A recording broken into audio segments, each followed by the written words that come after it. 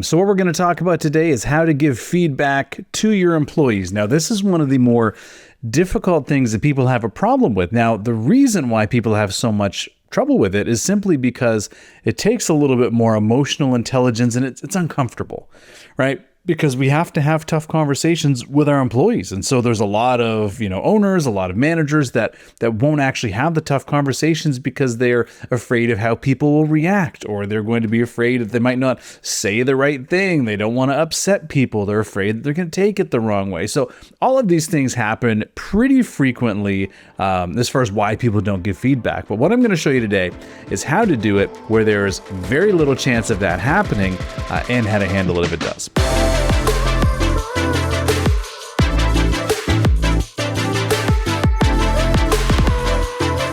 So, number one, there's a few ways that people give feedback normally. One method is called the shit sandwich, which I'm not a fan of. So the shit sandwich, as it's called, is you start with a compliment like, hey, I love the way that you make these orders. It's awesome. Then you put in the negative or piece of feedback, but you're always late.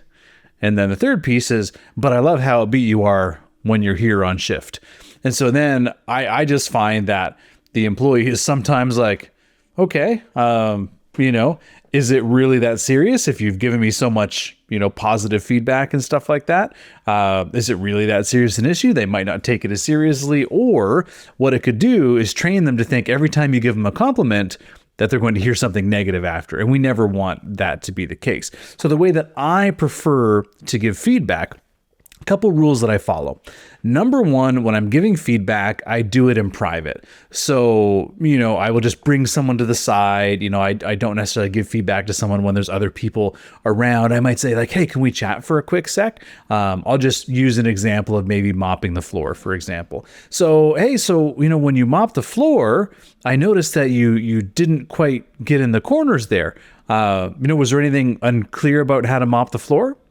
And so you just kind of asked a question like that. Oh, and they'll give you, whatever reason. Oh, well, I'm busy doing stuff. Or I was just trying to get it done quick. And then you say, yeah, no worries. Totally get it.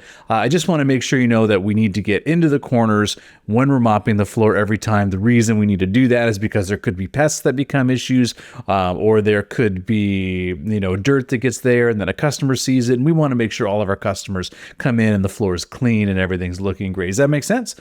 Okay, awesome.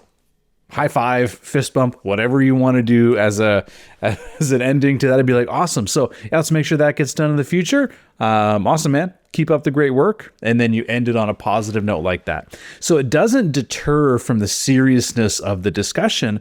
It still keeps it light. Most feedback is usually done within 30 to 60 seconds. It doesn't take that long to do it, but we want to reiterate a couple things. Number one, what the standard was. Number two, that they're not meeting the standard. And then number three, why that standard is important, right? So now how this will differ is that all of a sudden, if this person still continues the same behavior pattern, then the conversation starts to change. So then the second time we bring something up, and again, it has to be the same issue. So it can't be like one day they're late, then the next day they don't mop the floor properly. We can't escalate both of those things. It has to be the same thing that we talk about. So for example, in the next piece of feedback we'd give to someone, we'd say, hey, so remember how we talked about getting the corners in the floor? I've noticed that didn't happen again. What's up with that? And so you're just seeking to understand in this second conversation. Oh, okay, so yeah, you're busy or whatever. I get that, but that still needs to get done. I want to make sure that's clear that it's not acceptable not to get in the corners when you're mopping the floor. Is that clear? Are we all understanding that? Okay, perfect. So next time I'm going to check up on this and I just want to see those corners done. Okay. And so you notice my tone is still not angry by any means, but we've basically then conveyed a more seriousness. Now, the third time around, because the second feedback that you've given, that counts as a verbal warning. Now, the next piece of this becomes a little bit more stern. And so then we're like, hey, so we've talked twice about not getting in the corners when you mop the floor. Do you remember why that's important? Okay. So if you continue not to do this, that's basically not doing a part of your job, right? And so if you continue to do this, we're not going to be able to have you on this team any longer. Is that what you want? And so this is where we start getting into, okay, so, this is officially a written warning. So the next time this happens, we won't be able to have you on the team anymore. And so again, we want to do it in a way that we are not angry. We are not, yelling at someone. We are not emotional when we do it. Although usually when we want to give feedback is when we're emotional. So we need to make sure that we're calm when we're doing it. And so this just conveys in a very logical way the issue that needs to be addressed. Okay. And so it doesn't have to be a big thing. It just has to be clear. One of the most common things that happens is people often don't give feedback quick enough. So they might see something that happens, they don't mention it, and then a week goes by and it's still happening. And in your mind, you're like, oh my God, this has been a week this is happening. In the mind of the employee, they're like, that's just normal. They don't realize they're doing anything wrong. So sometimes we then come to them and say, it's been a week that you've been doing this. Why are you doing it like that? And we actually create more of an issue with people because of the way that we're framing it, because we view it one way and they don't view it that way. We're trying to make sure there's clarity there, right? Or another common thing is people will come up and say, hey, I talked to you about this last month and it's still going on. How come you haven't fixed that? It needs to be consistent, and you can't wait a month to then give feedback again, because again, in that person's mind, no news is good news, right? So when we're giving feedback, that is some of the most important things, is to make sure that it's quick. We address the issue. We state why it's important. Based on the number of times you're giving that feedback, we do get more serious with it and a little bit stronger with our tonality. But at the end of the day, we also want to do it in private. And we also want to make sure we're documenting the conversations that we have with people, because if you ever go to terminate someone, there's typically some, it bodes well for you is should any legal issues arise that you did give them feedback. So someone could say, oh, well, they never told me that I was, that getting in the corners was an issue. And then you could say, well, actually, we talked about it on this date at this time. And then we have a written warning here that I brought out, and here's the written warning, blah, blah, blah. And so we have talked about it, and this is the documentation of it. So those are the things we want to make sure we're having in place from a feedback perspective. Restaurant owners, before you open more locations, stop. I've seen way too many owners go from 1 to 2 to 3 to bankruptcy. I know, because I was once there myself. The difference in owning multiple locations is how you have to change, and if you don't make the shift, it'll take years to recover. I took my 3 biggest lessons and put them in a free ebook called the Multi-Unit Playbook, so you don't have to go through the same struggles that I did. Go to the link in the description below and get your free copy today. Now, the other thing that I want to talk a little bit about is when people take feedback improperly, or when they, have too many excuses. So a common one, this is just one that happens, within my restaurant sometimes, is someone will be late and will say, hey, so you're 10 minutes late. So yeah, what happened there? What prevented you from getting to work on time? Oh, well, the bus. Okay. No, totally get that. The buses sometimes are delayed. So to ensure that this doesn't happen again, what are you going to do differently? Now, this is a powerful question that I like to use, because then the onus is on them to figure out, oh, okay, well, I need to do something differently.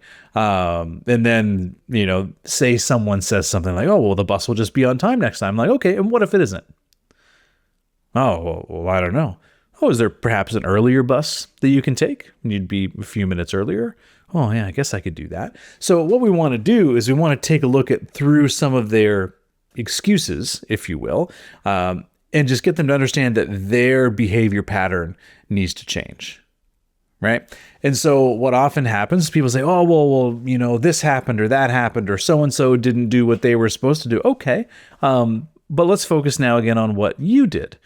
You were supposed to do this. And so, tell me more about how that didn't get done. Now the other caveat I will say is that if there is something that is legitimately in their way, say, for example, you're short-staffed and you're down a couple people, well, then all of a sudden, yeah, that might mean that standards aren't as high as what they normally should be. So that would be saying to me like, okay, I understand why you didn't do that. I just want to let you know that, hey, this is the standard, but I understand that, things happen and you did your best. So let's focus on solving that problem, which is the short staffing, rather than their performance. So if there's ever a reason, like, say if they're not filling up the beverage cooler, for example, or whatever the case might be, but they're out of that particular product to stock, then obviously it's not their fault. So we always want to look at that first as well, just to see if maybe some things are legitimate. But at the end of the day, when we give feedback to people, if I had to go back and tell every single person on this earth how to give feedback, I would say address it quickly, because no news is good news in the eyes of the employee. Number two, do it calmly and logically. Number three, I would state the issue clearly, state why that is important, and then I would end on a positive note. And usually that positive note is, okay, now let's go and make sure this gets done. Okay, I'm going to look for it. So, I want to see how well you do this next time, and I'm hoping to give you a high five when you do it. So always leave on a positive note so that it's upbeat. But at the end of the day, if their behavior doesn't change, that's when our communication should differ, right? I find a lot of people, when their communication doesn't differ, they end up fixing it themselves. They end up doing things themselves. They end up picking up the slack for people, and they never actually get the people to change. And so say, for example, if an employee was late every day for 3 weeks, and eventually you come in and you fire them and say, you were late for 3 weeks in a row. I'm done with you. I've been picking up your slack and staying late. You're fired. They will probably look at you and go, oh my God, what are you talking about? Like, I didn't realize that was a problem. Then you and your brain are probably thinking, well, how could you not know that wasn't a problem? Or like, how could you not know that? But the reality is that our obligations as leaders is to make sure that our expectations are clear, they are reinforced, and we give feedback quickly so that there's no misinterpretation. So if I ever have to fire someone, they will know it's coming. They will know exactly what they're not performing about, and they never have to worry about where they stand with me.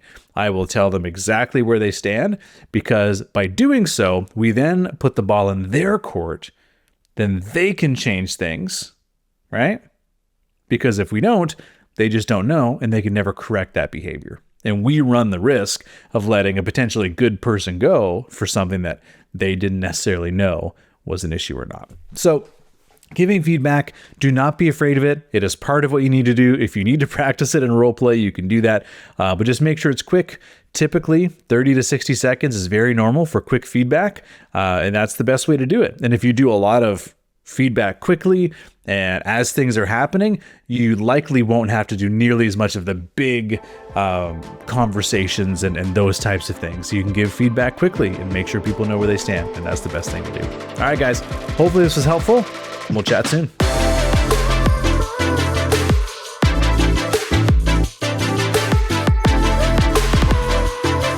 This episode is brought to you by Ownership Training, where we help restaurant owners increase their profits while spending more time with their family.